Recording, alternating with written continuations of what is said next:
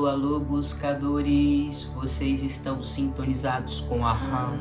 Eu sou seu radialista Aroni, apostos para a gente trocar uma ideia hoje sobre o Evangelho segundo o Espiritismo, Kardec.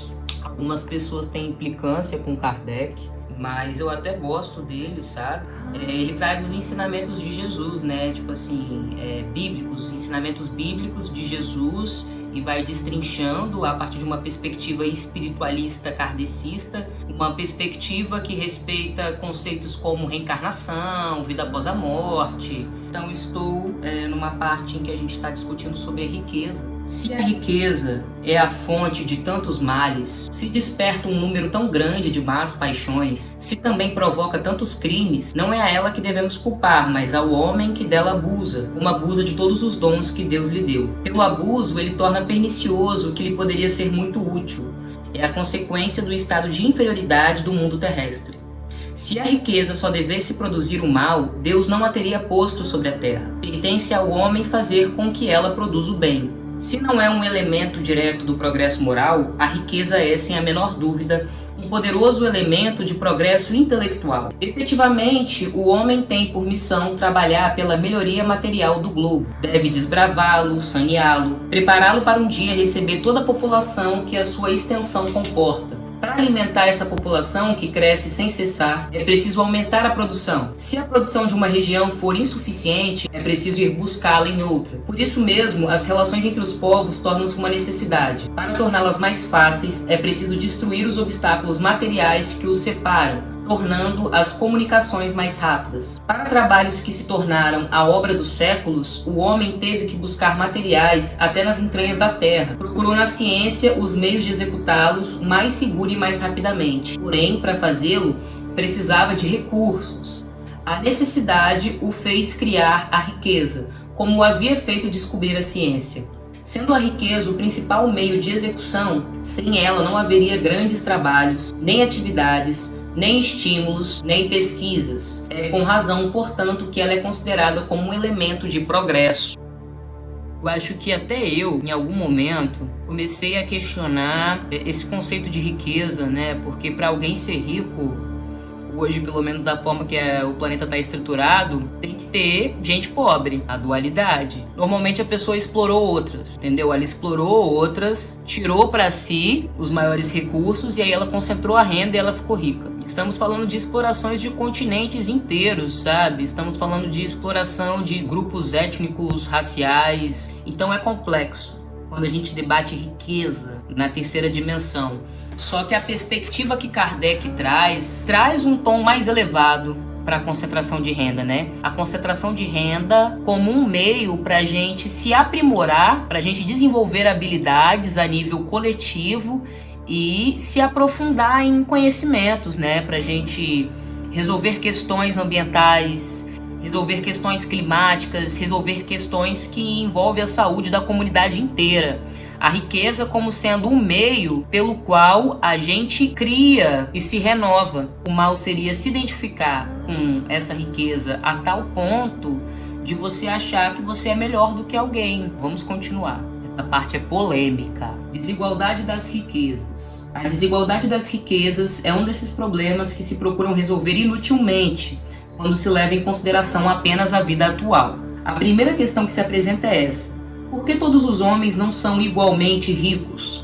Isso acontece por uma razão muito simples, é que os homens não são igualmente inteligentes, ativos e laboriosos para adquirir, nem sóbrios e previdentes para conservar.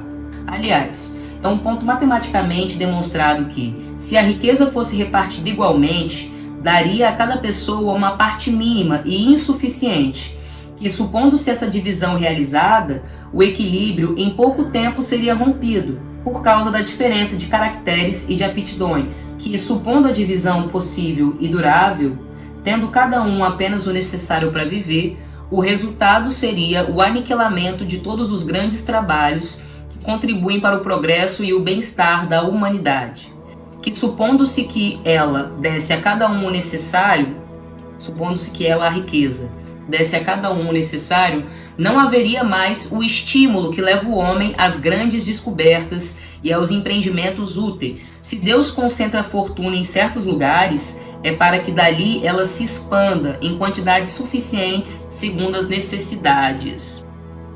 Bom, isso é interessante pensar, né? Que, tipo assim, estamos inseridos numa sociedade que nos estimula a fazer, em troca da gente receber bens materiais, em troca da gente receber um capital que permita que a gente invista nos nossos objetos de desejos, nos nossos sonhos e etc.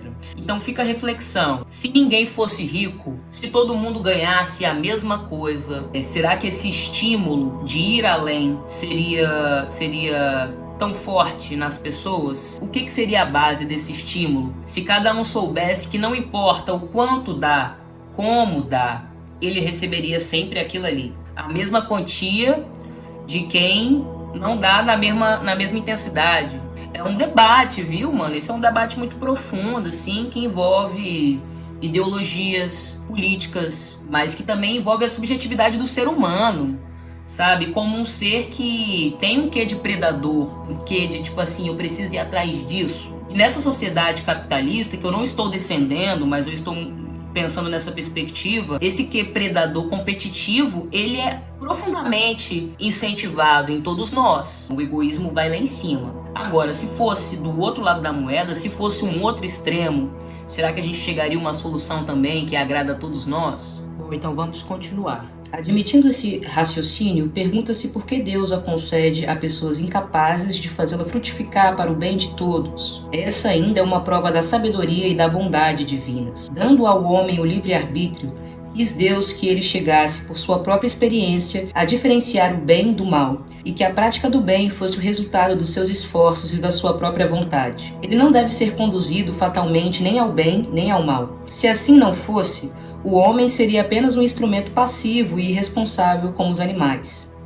A riqueza é um meio de experimentá-lo moralmente, mas como, ao mesmo tempo, é um poderoso meio de ação para o progresso, Deus não quer que ela fique muito tempo improdutiva, eis porque incessantemente a transfere. Cada um deve possuí-la para se exercitar na maneira de servir-se dela e provar que sabe utilizá-la. No entanto, como há a impossibilidade material de que todos a possuam ao mesmo tempo, além disso, se todos a possuíssem, ninguém trabalharia e, em consequência, o aperfeiçoamento da terra sofreria, cada um a possui por sua vez.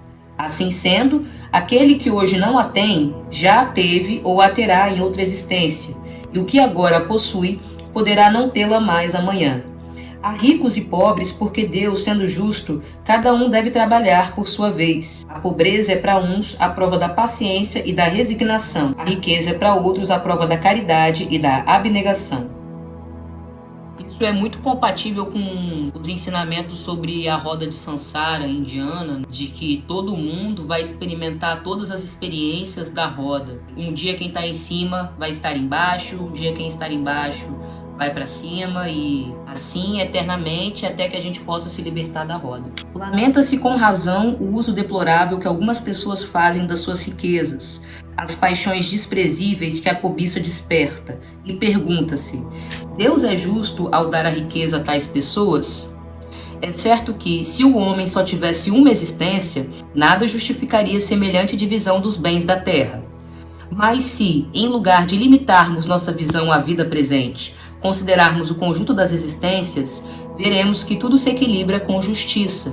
O pobre, portanto, não tem nenhum motivo para acusar a providência, com P maiúsculo, providência divina, nem para invejar os ricos, assim como os ricos não têm para se vangloriarem do que possuem. A origem do mal está no egoísmo e no orgulho. Os abusos de toda espécie cessarão por si mesmos, quando os homens se pautarem pela lei da caridade. Esse trechinho aqui é muito massa. Instruções dos Espíritos, a verdadeira propriedade. Verdadeiramente, o homem só possui como sua propriedade o que pode levar deste mundo. O que encontra ao chegar e o que deixa ao partir, ele desfruta durante a sua permanência na terra, mas visto que é forçado a abandonar tudo isso, ele tem apenas o seu usufruto e não a posse real. Então, o que é que ele possui? Nada do que é para o uso do corpo e tudo o que é para o uso da alma, a inteligência, os conhecimentos, as qualidades morais. Eis o que ele traz e o que leva consigo, o que ninguém tem o poder de lhe tirar, e o que lhe servirá mais ainda no outro mundo do que neste. Não se pode servir a Deus e a Mamon ao mesmo tempo. Então, meus irmãos, umas reflexões, né, sobre esse conceito da riqueza pra gente pensar junto. A minha mãe sempre me disse que a quem muito foi dado, muito será cobrado. No sentido de que talvez seja uma prova maior, uma prova moral, ter muito dinheiro do que ter pouco. Porque quem tem muito dinheiro, ele vai ser testado no que ele faz com esse poder todo. Dão a ele as possibilidades de ser quem ele é plenamente, entendeu? Porque querendo ou não, quando você tem dinheiro num mundo que preza pelo dinheiro, tudo é disponível para você, tudo se abre para você. Então quem você vai ser com isso? É muito mais fácil, muito mais suscetível um rico se tornar vaidoso, orgulhoso, arrogante, prepotente, do que uma pessoa que é pobre e miserável. Se a gente for parar para entender, para compreender e ter convicção de que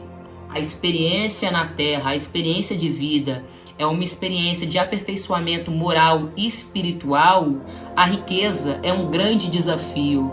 É complexo, cara, é complexo, mas um pouco com Deus é tudo, muito sem Deus é nada. Então é isso, um beijo pra vocês. Eu sou seu radialista Aroni, na Marie, câmbio desligo.